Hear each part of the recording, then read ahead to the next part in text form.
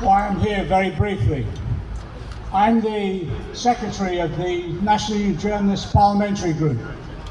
Our role in Parliament, it's a cross-party group, our role in Parliament is to be the voice of journalists.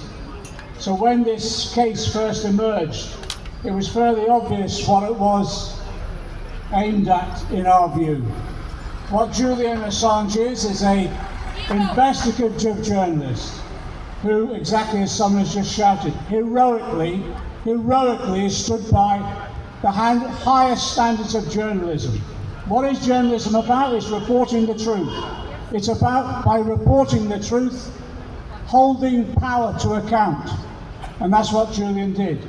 He identified war crimes being committed, solid evidence of war crimes. And he did as every good journalist did, investigated them, researched them, demonstrated the evidence was irrefutable, and he published them. Yes! And for that,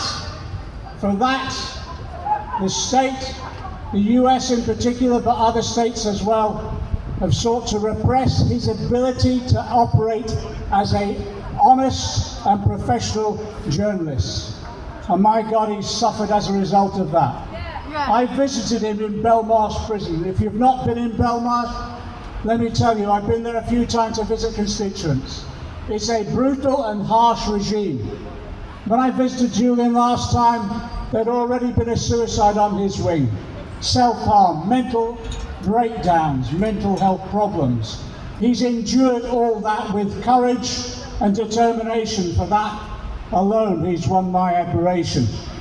But also in this last few weeks, as a result of another brilliant journalist, an Italian journalist called Stefania Morizzi, remember that name. For years she's been working and researching on this case.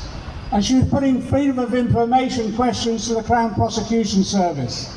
And then first of all discovered evidence of the Crown Prosecution Service interfering in the Swedish case in order to secure Julian's extradition to Sweden and then clearly on to America.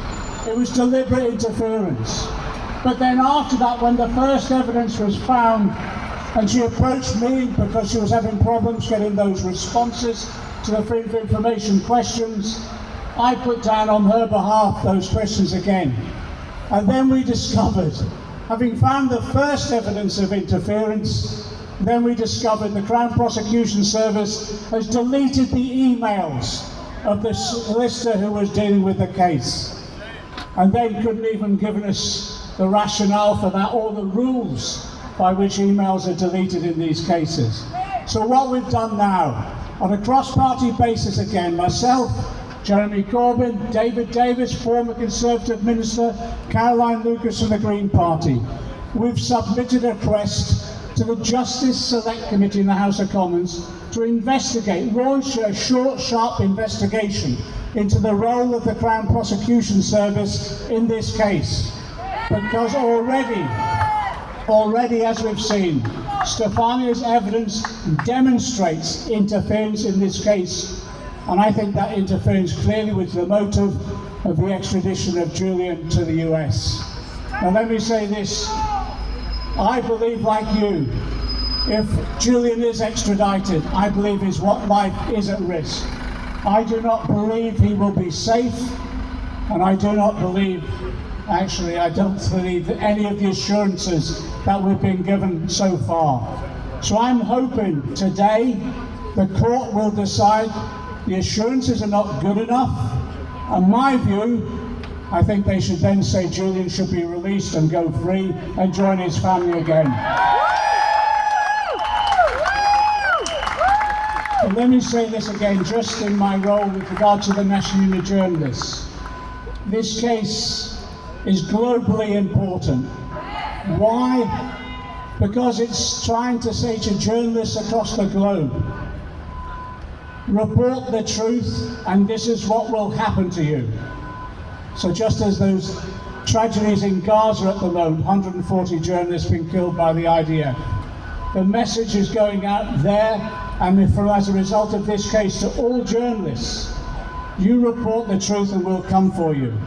So we're not just standing up for Julian Assange today, we're standing up for journalism, but journalism is one of the foundation stones of democracy. So we're standing up for our freedoms, our civil liberties, and our democracy. Solidarity to Julian, solidarity to this campaign, and let's hope we win today, but if the court doesn't make the right decision, we'll be back until we secure his release and our freedoms once again. Solidarity.